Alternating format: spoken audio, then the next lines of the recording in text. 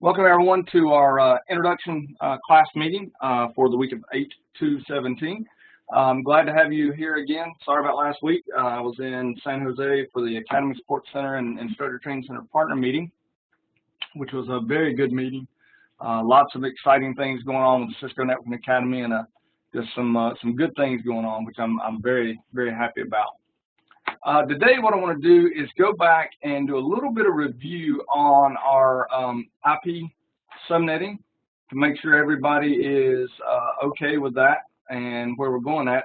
I think one of the big things that we need to discuss is looking at, again, our the idea behind what I call standard subnetting versus VLSM. So when you look at VLSM, so I'm going to get Notepad up here and pull it over. When we look at VLSM, you'll see here how we're building the subnets to be the correct size for the individual networks they're on. So we've got a /27 to handle the number of hosts on the Ethernet, and a /30 to handle the number of hosts on the serial interfaces. In this case, the serial interface, since it's a point-to-point link, has literally two different IP addresses on it. Now, that contrasts to what I call standard subnetting or traditional subnetting, which is more classful, and that is where we borrow out the exact same number of bits for each one. For instance, we could borrow 2 bits from this particular network, and you'd end up with 192, or let's say 1 bit, 192.168.12.0 to 127/25, and another network which is 192.168.12.128 to 255.25. So that's standard subnetting, where we split them into 2 separate networks or subnetworks of the exact same size. The important thing here is with VLSM, we just subnet a subnet. And if you will remember from our last discussion, subnetting is the process of borrowing host bits in order to increase the number of network bits. We started right here with what is traditionally considered a class C, and this has 8 bits for the host. We borrow 1 bit, which now leaves 7 bits for the host. So we have fewer host bits, but we have more networks now. We created 2 networks. We end up with 126 usable hosts on each one of these. Now, which one of these, if I'm looking at these subnets, what's the first usable IP address on the .0/25 subnet?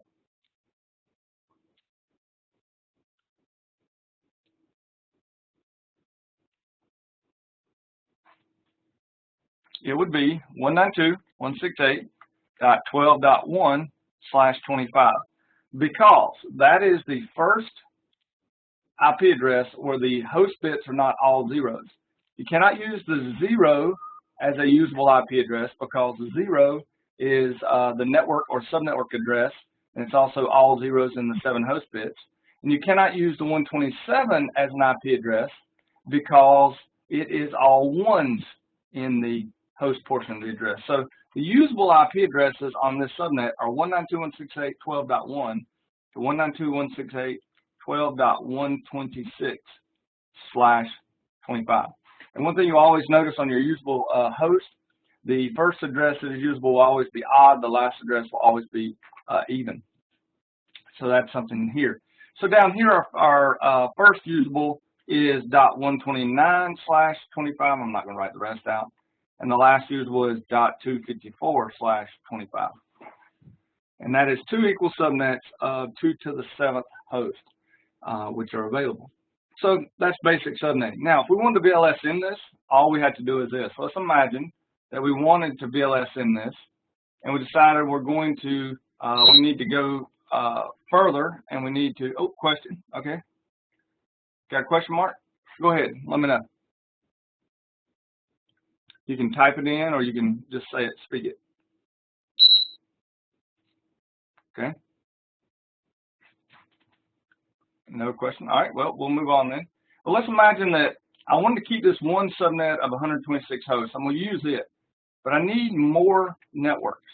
Well, then what I could do is just borrow another bit from this particular subnet. So we're subnetting the subnet, and it still becomes .063/26, and the other subnet, I'm actually going to come down one, The other subnet would be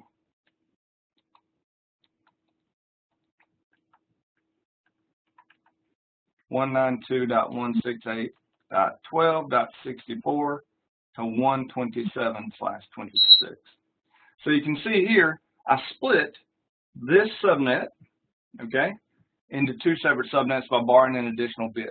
And our variable is just like we were doing traditional subnetting. The variable is what it is at the last high order bit turned on, which in this case is 64. So 0 to 63 is 64 different positions, and 64 to 127 is also 64 positions. Welcome, Joseph. Yeah, hi, thanks. No problem. We're just doing a review of our subnetting from last week, or week before. Yeah, I'm okay with that. Okay. So again, just trying to show you how you can take a subnet and subnet a subnet, and that's what VLSM is. Now, in our lab design here, in our lab, we have a lab that asks us to design and implement a VLSM addressing scheme. I want to talk about this a little bit because I think it helps us. For instance, in this, how many host addresses are available in a /17 network? How would I figure that out? What was the formula that I used to let you know how many were available?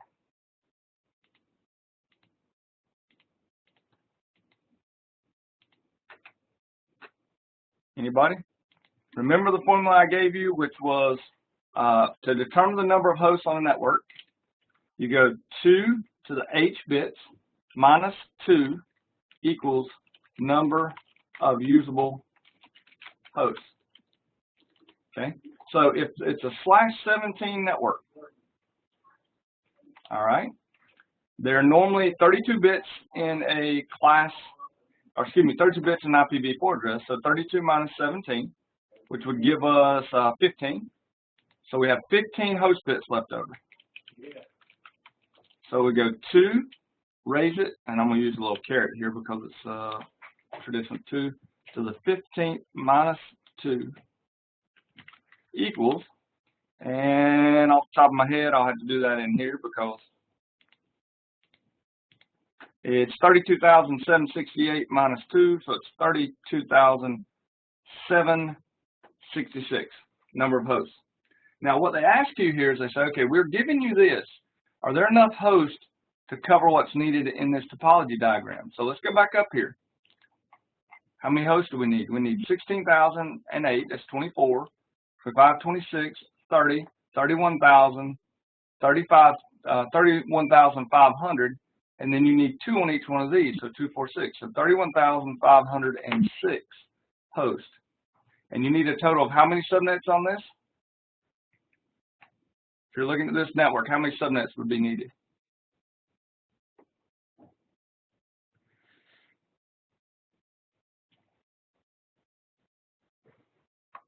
Well, it'll be,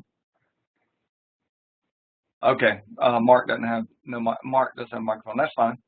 You've got one network here, so 1, 2, a shared network here, 3, 4, 5, 6, 7, 8, and 9. So you need 9 subnets total. Good, Mark, that's exactly right. So 9 subnets total.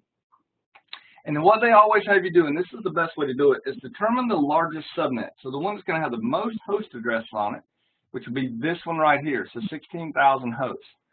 So you need 16,000 hosts. So let's see, 2 to the 14th is 16,384. So we've got to have 14 host bits in order to have 16,000 hosts. Now we're starting with the IP address of, pull up here. We're starting with the IP address of 172.16.128.0/17, which is already a subnet, and we can tell that because typically this will be a class C, class B, and it'll have a /16, but there's already been 1 bit borrowed. So let's borrow 1 more bit to get to 16. So if we do that, I'm not going to type the first portion. I'm just going to type the second portion because, well, I'll have to. Actually, I will have to do it. So 172.16.128.0 to 172.16. If we borrow one more, what's going to be our bit position? So let's do this. Let me come down here where I can get my. So we're borrowing in the third octet. We borrowed 1 out of it. Now we're going to borrow 2, so it'd be 63, right? So let's see. Be 191 to 255 slash 18. Excuse me. Yep, 18. And then it would go to 172.16.192 dot 0 to 172.16 dot be 64 be 255.255/18. So we broke it down to 18, and then we would just continue down until we're left with 15 host bits. So let's see, make sure that's right. 2 to the 15th is, nope, that's too many, we need 14. So right now we've got 8 and 6, that's right, that's right. Yep, 14. So 2 to the 14th. That's 16,380. This subnet supports 16,382 hosts. And since we need a subnet of that size for this, by the way, I would never ever have a network with 16,000 hosts on it, but it's just the example network you're using here. We could pull out one of these two. Now, if you were doing this the way the curriculum wants you to do it, you would pull out this bottom one. And in this case, it really doesn't matter too much, but I would probably actually pull this one out. And then you could just continue to borrow bits to get down to where you would need, you've left 14. If you leave 13, 2 to the 13th power is around 8192. So you could do that network there. Then you continue to borrow, get to 4,000, 2,000, 1,500.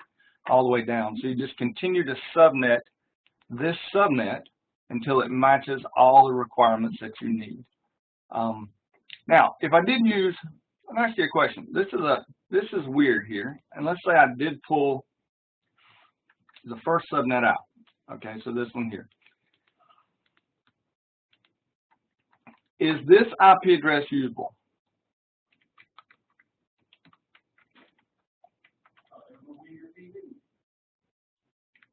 Is that a usable subnet?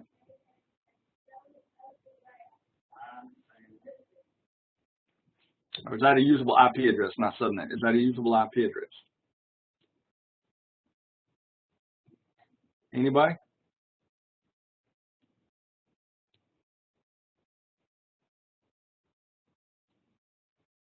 How would I find out if it was usable or not? Let's do this. Let's AND it. First off, ANDing, I'm not going to AND the first 2 octets because there's no need to. Okay? Because 255, 255, 172.16 is going to fall through. Now, we've got slash 18. So we got 16 plus 2, so that's a 192.0.0. Okay? So now if we convert these to binary, and let's just do ignore the first 2 octets, again, XX, because we know they're going to do that. 128 is 1, 2, 3, 4, 5, 6, 7, 8. 255 is 1, 2, 3, 4, 5, 6, 7, 8. Okay, let's do X.X. And then 192 is 1, 1, 2, 3, 4, 5, 6, 7. All right, there we go, 8. And then 0.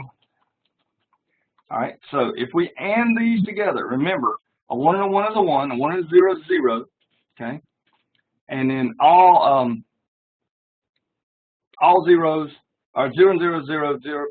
1 and 1 is 1, 0 and 0 is 0, 1 and 0 is 0. All right, so let me make sure I've done this right. So I got 128 and 255, correct. All right, so now we're going to go through, and obviously 172.16. That would fall through. Then we've got 1, 2, 3, 4, 5, 6, 7, 8. Dot 1, 2, 3, 4, 5, 6, 7, 8. Now, here's something that's interesting. You're looking at finding out what network it's on. And let's see, I think I got a mistake here somewhere. 128.1, 255. 18.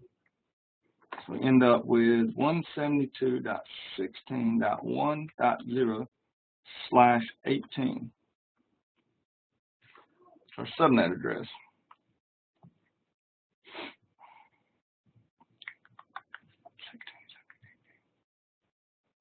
It should be usable. Should be usable, but I've got 18, so I've got 14, 8, 9, 10, 11, 12, 13, 14. I'm doing something incorrect.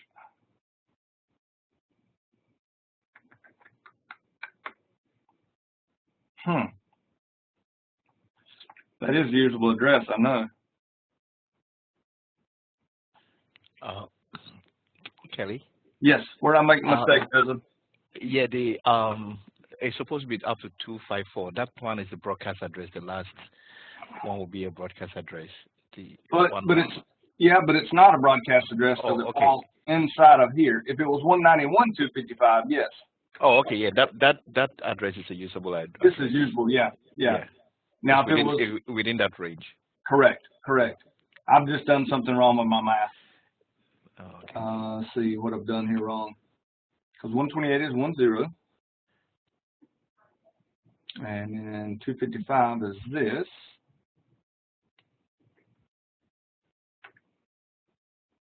Yeah, I know it's usable. I know it's a usable IP address because I can assign it to it. In fact, I can prove it to you.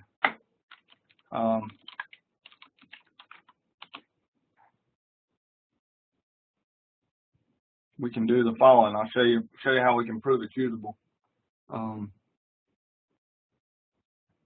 Hit by a truck. That's my problem. I'll do this real quick, and we'll just do a quick. Yeah, the way I do it is when you look at the subnet mask, it's supposed to fill all the other portions with ones, but since it's just 255, then it's not a broadcast address. Okay, I'm an idiot. I'm sorry. Yeah, you're right. Look, here's what it is. What I was doing, and when I AND it, it gives me the network it's on. Duh. So the network is 0. But if I look at the IP address of 192.168.128.255, if I look at the bits, and I apologize, folks, it's a long week, but you look, there's 8 bits, 9, 10, 11, 12, 13, 14. So there's your 14 host bits, right? Are they all ones? The answer is no. No. Are they all zeros? The answer is no. Therefore, it is a valid IP address that can be assigned. Yeah. I apologize. I like I said, long week. But that's the ANDing will let you see what network it's on. So it's on this network, the 1.0/18 network. Converting it to binary will let you see that this is indeed a usable IP address. And that's confusing because you see it and you think it's a broadcast.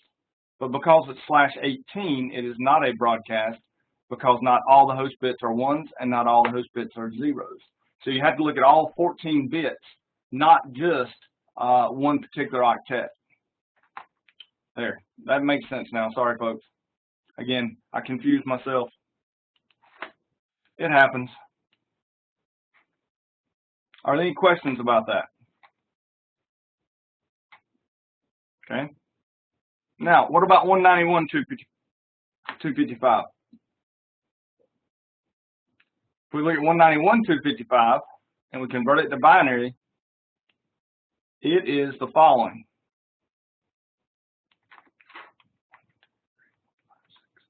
All right, so you'll notice now, what's the difference here? The 191.255 is not usable because if you look at the 14 host bits, they are all ones. Therefore, this is your broadcast address, and this is your host address. Excuse me, your subnet work address. So that's how you figure it out. Convert it to binary, and then look at the host bits, see if they're all ones or all zeros. As long as they're not, they are usable, or it is a usable IP address. All right. Okay. here's basic subnetting using the /24, which is wasteful. And then I want to talk a little bit about, now IP, you would think that subnetting with IPv6 would be harder. Actually, subnetting with IPv6, if you use the suggestion by all the RFCs, it is extremely easy. The reason is the RFCs have described a situation where all networks will be given a /48 prefix. So you'll be given the first 48 bits as part of your global routing prefix. So your ISP would hand this to you at your house or would hand it to you at your business. You then would use 16 bits of the 64 network bits as the subnet ID. And then the last 64 bits will be the interface ID that's either going to be randomly generated by most operating systems or use EUI64 as its way of creating that. Now, what does this mean? This means that we've got 16 bits that we can use, and literally you've got 65,536 subnets of up to 2 to the 64 hosts that are available to you. Now, think about that. So at your house, right now, the way they're looking at handing these out, you would get a /28 or /48. You would get 16 bits for your subnets at your house, and then each one of those subnets would have 2 to the 64 hosts on it. Think about the ramifications of that. 2 to the 64 hosts, and by the way, that's this number of hosts available on 65,536 subnets that you can use in your house. Now, what is this going to do for us? Well, a couple things. One, since NAT's not really an item with IPv6, or is not something they want to implement with IPv6, if you could somehow give devices in your network an IP address in the middle of one of these ranges, or a random in one of these ranges, and then just think about trying to do port scans on this number of IP addresses for one subnet, and then you're actually going to have 65,536 subnets at your house. So it's going to be very difficult to do just port scans, okay, wide open port scans. This, though, becomes very simple. Here's where people get confused the most, and this is something I want to make you aware of. Let's imagine that I say I want you to use subnet A and subnet B. Well, 2001, I mentioned this to you on the hands-on vinyl, DB8 ACAD /48. That's what you were given, okay? And I said I want you to use subnet A. Well, subnet A is literally 201 DB8 ACAD A /48, which is subnet 10, since it is hexadecimal. And if I said B, it'd be 2001 DB8 ACAD B /64. And if you wanted to assign the first IP address in that range, it would be A:1. Okay, and that would be .1, .2, .3 for the IP addresses, and it would go on down, obviously. So when you look at this, subnetting IPv6, as long as you don't try to borrow from the host portion, which you can do, but they do not suggest it, as long as you don't go in there and you just use the specification of these 16 bits, it's very easy. It's 0, 1 through F, and then 1, 0, and then so on and so forth. So it is a very easy thing to do.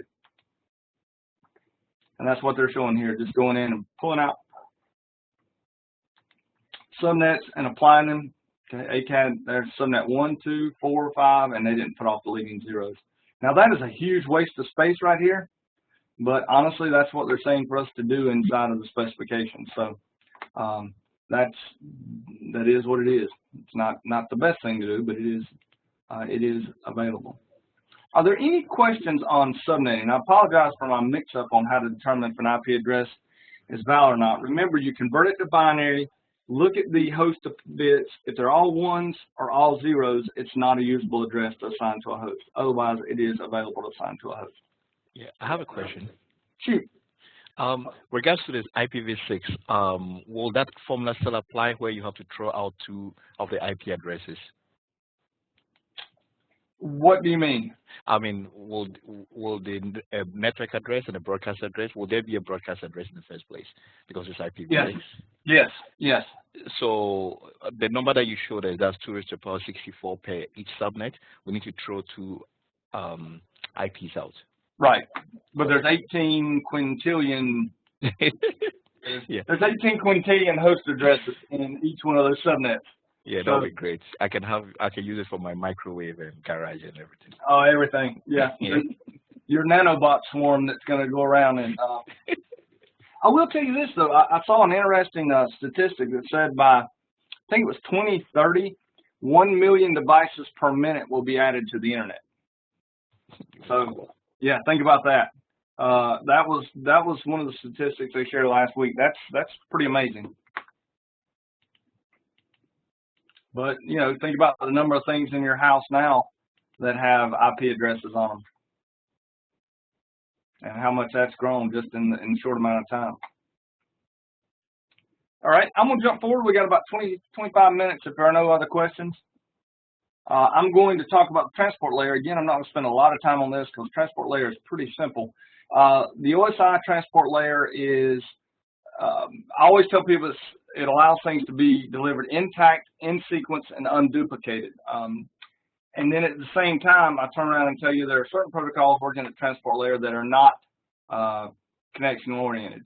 And so we're going to talk about, and here we're looking at what the TCP/IP model and the transport layer being the layer that moves information between the layer 3 and layers 5, 6, 7 up in here. So application, presentation, and session layers. So layer 4, the transport layer, consists of protocols that are used to keep up with multiple conversations. So now if you're like me, you normally have like 6 web pages open at one time. You have to think right now, even on my machine, I have WebEx open, which is recording. I have this web browser open, which is connected to netacad.com. So I have multiple things open and working so that I can just perform my job task. I've got the email open down there too, so there's multiple things open. The transport layer allows you to maintain those conversations and those sessions between different applications. Again, it goes into conversation multiplexing, so a way of segmenting the conversations into a smaller portion, so you don't have to use the entire bandwidth for a single conversation. Multiplexing allows you to break it into multiple different conversations and then keep up with those conversations. And then if you're using TCP, you will actually have error checking at layer 4, which will allow you to make sure that things are delivered intact and unduplicated. So here we have it. This is our 2 main protocols we'll talk about. There are a couple other transport protocols we'll talk about later, like RTP that's used with EIGRP, but TCP and UDP are our 2 big ones. Transmission control protocol and user datagram protocol. And here's how I describe it to give you a way to remember it. TCP is reliable and UDP is TCP's unreliable little brother. So it's unreliable little brother or UDP, user datagram protocol. Now, TCP has a lot of overhead with it because we're going to talk about the 3-way handshake, windowing, segmenting, those types of things. So TCP is good for many different types of conversations, but there are things that UDP excels at, like voice, video, things that don't really need guaranteed transmission. They need speed in delivery. So TCP is used to acknowledge or to allow for acknowledged communication. We'll get into more about how it does that. UDP is not. UDP just sends it and says, I hope it gets there. Now, that doesn't mean that guaranteed delivery is not taking place. It just means it's not taking place at layer 4. It could be taking place at layer 6, 5, 6, or 7, or the application could be doing it. But it's just not occurring at layer 4 with UDP. So again, when do we need UDP? Anything that's fast, needs low overhead, no acknowledgement. Streaming live video. If you drop a few pixels, that you're still going to understand, what that dragon looks like on Game of Thrones. But if you drop a a portion of a web page or an email, then the email may not even be received. It may be seen as garbled and not be received correctly. So what does TCP do? Well, first off, it always establishes a session. So it sets up a path. And I compare this to, say, you're going to go to your friend's house. You pick up the phone and say, hey, John, are you home? Yeah, I'm here. Okay, I'm going to come over. That's like a three-way handshake. You send a send, are you there? The receiving device sends a send act, yeah, I'm here. And also, you know, I'd like to know that you're there, and you send an act. And then that allows for establishing that session we'll talk about. It will also assign segment information. So it puts information into the packets to make sure they're put back together in the correct order. And it has flow control, which will basically be the windowing mechanism that says, hey, if you can send this many bytes, and then if you got to have an acknowledgement. And then that window can actually grow. And then if there's an error, it will actually shrink that particular thing. So here we see a TCP header. You see source port, destination port. By the way, that's how it keeps up with where it's going to. Source ports are normally picked, or typically picked randomly by the client. Destination port is associated with some service, like 80 for HTTP. The sequence numbers are what allow the segments to be put back together in the correct order. Acknowledgement number is used to acknowledge X number of packets and to say that you've received this number of bytes and I'm ready to receive another set. And then you go on down, you have checksums, and you can even do urgents, and there's other types of things that you can put in here for the control bits. Okay, and here's a window field that sets how big the window is. When Windows 7 first came out, there was a problem with the default window size in the TCP/IP stack. If you had faster internet, and it would not go as fast as it could, so you can actually go in and change the registry to make the window size, the default window size, bigger, which would speed up Windows 7. It's not true anymore. It's not a big deal with Windows now. And then UDP is just it's reconstructing order it's received. Any segment's lost is not resent. There's no session. It basically just sends it, which uses a lot less resources. And look at the UDP header. You can already tell how much less overhead UDP causes versus TCP, because look at the header fields. That big header for TCP is very different from this small header by UDP. So that's how UDP can be quicker. You know, it's only got a source port, destination port, checksum and length, and that's it. It's pretty much all it's doing. So again, this port addressing, that's how you keep up with conversations. So when I'm connected to my SMTP via my email, that's TCP port 110. If I'm connected to an HTML page, it's 80, TCP 80. And TCP 531, I believe, is AIM. I believe it is, or maybe, I think it's AOL Messenger. Not sure on that one. I have to check that one again. It's not a typical port that I see a bunch. But here we see POP3. I'm sorry, 110 is POP3. SMTP is different. HTTP is 80. And IAM is 531. So, but I can have all three of these conversations open on my client, going to a different server, because I have a source port associated with this conversation going to this destination.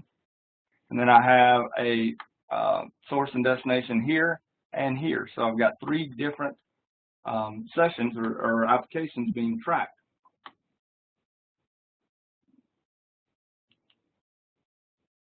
So here's a socket pair, and a socket is simply the IP address plus the port. So you see here, client source port is 1305 and this IP address. So the socket is 192.168.15:1305. Destination is 192.168.17:21, which is FTP. And then 2021 is control, 20 is data. And then you've got a connection here to a web server.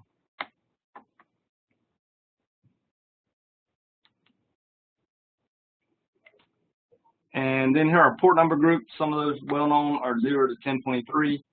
Registered can be 1024 to 49151, and then above that can be used for private. Here's some of our well-known ports. 2021, again, data and control for FTP.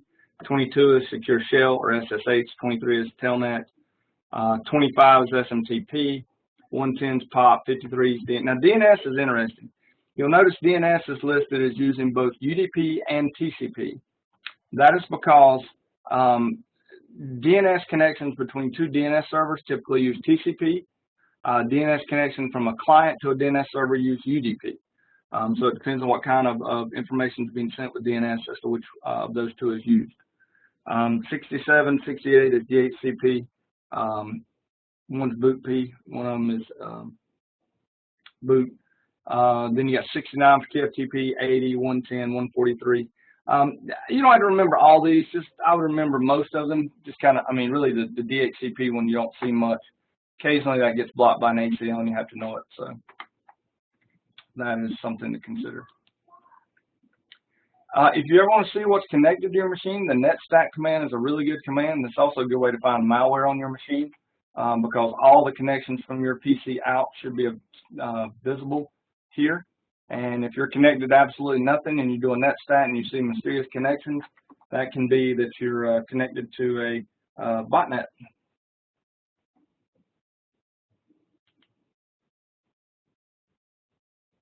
So remember, UDP is connectionless, TCP is connection oriented. Okay, make sure you know less overhead is UDP, fast transmission is UDP, no acknowledgement or receipt is UDP, order delivery TCP, sequence message, no order delivery is UDP, flow control and session establishment. So you can see reliable brother, unreliable brother, and that is correct. I'm going to just go through real quick and show you this send SYNAC. A lot of this should be pretty well common knowledge for you, but you send a send from the client to the host that's receiving it. You send a send with a sequence number. The receiver will send a SYNAC, which is its sequence number plus the received sequence number increased by 1, so it's a SYNAC. And then you'll finally get an ACK where you send back the sequence number that was received and the ACK of one more than the sequence number from the B host. And this establishes a full connection. Where we get in trouble sometimes is when you have a send flood attack and you send these from a spoofed host and the B sends back a SYNAC and it's waiting for an ACK from the sending host. Well, if the hacker spoofs a bunch of IP addresses and sends to the client, you can actually fill up the half-open connection queue or buffer on a host. Once this is done, though, you've got a full three-way handshake, and you are able to then go in and begin sending things with sequence numbers and order and those types of things.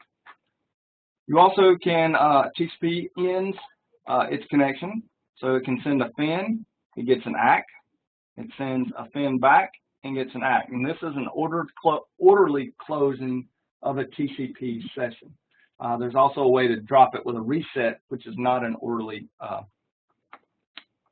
closing of the session. And here under the control bits are the 5 flags that are available: urge, ACK, push, reset, send, and FIN. So those will be in the control bits of the header when you send the three-way handshake. So you'll send a send, you'll receive a SYNAC, and then you'll get an ACK back, which you can grab inside of anytime inside of Wireshark it's available. And that's really pretty much it for this, folks, for Chapter 9. It's just showing you the flow control. Here is flow control, how you change the window size, and then you can send that number of bytes, and then you will receive an ACK, and then once that's done, it will continue to send, and that's the number of bytes that you can send before expecting acknowledgement. The good thing is called a sliding window. Most operating systems do implement. You said, okay, hold a minute. I got a question here. Sorry, I missed it. Can I have 2 port connections from one host to the same 2 port 80 connections? No. And well, there's a way. You can do some really funky stuff with HTTP headers now. but typically no, you would not, because of the fact that it would be your source port, and then you would be, well, yeah, I guess you could have two separate applications. So if you had, let's say, Internet Explorer open and it connected to the server, and then you opened it with Chrome and it connected to the server, you would have two connections, but they would have two separate source ports, because those would be two separate applications connecting two separate sessions. So for instance, again,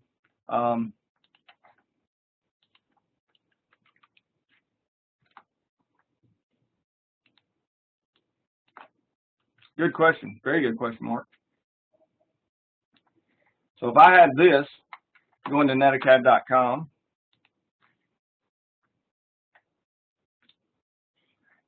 and I go to netacad.com here, and I go to netacad.com here, I've got three separate applications with three separate sessions. Each one of those would have a different source port, and they would all be destined to the same IP address. Now, granted, these are all being, these are in clusters, so they're probably not even going to the same IP address. But you could have three different sessions, and what would happen is your socket would be different. So when we look at the socket back here, you would have a different socket, different source port for each application. So you'd have web client, Internet Explorer with a source port, web client, Chrome with a source port, and web client, Firefox with a source port. Does that make sense? Okay. So each one of those applications would have its own source port.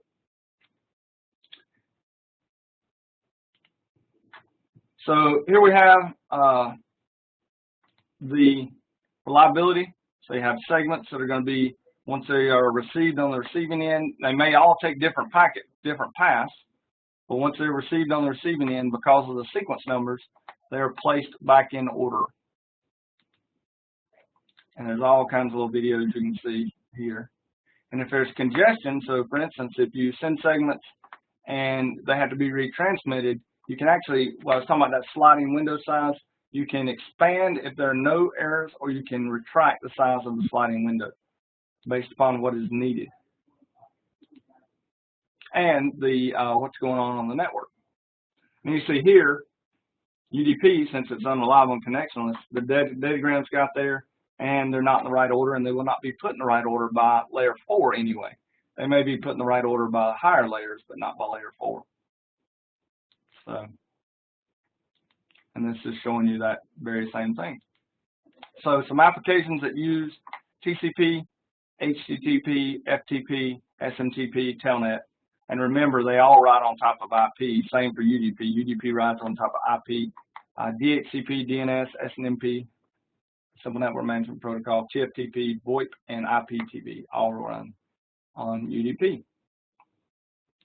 Now, folks, that gets us through Chapter 9, and will get us up to Chapter 10, which is the final chapter in our course. We really don't have a lot of items in that chapter that need to be covered. Actually, I think it's one more chapter doing looking at the how to configure router and switch. But I will be having meetings next week. I'm in Atlanta, but I believe I'll better have a meeting because I should have enough bandwidth down there. I won't be in the mountains of North Carolina or Tennessee. So I will be setting up a meeting time for next week. If you have any questions, one of the things I want you to do, I know class technically ends next week. However, I'm not going to turn off NetLabs or NetAcad access. I want you to continue to work, and I want you to make sure that you work, and you've got until September 12th, which is the day before other classes start. So if you want to take the other class, you've got to be done with this class by September 12th. And to do that, you've got to finish up the chapter exams, you've got to finish your 1 to 2 PTs, you've got to finish the labs, and you've got to finish the hands-on final, which is the written final that, not the written final, but the hands-on final in NetLabs that I'll send you, and also the final exam inside of NetAcad. So that's kind of where we stand. Are there any questions before I stop recording? Okay, I'm going to stop the recording. Now,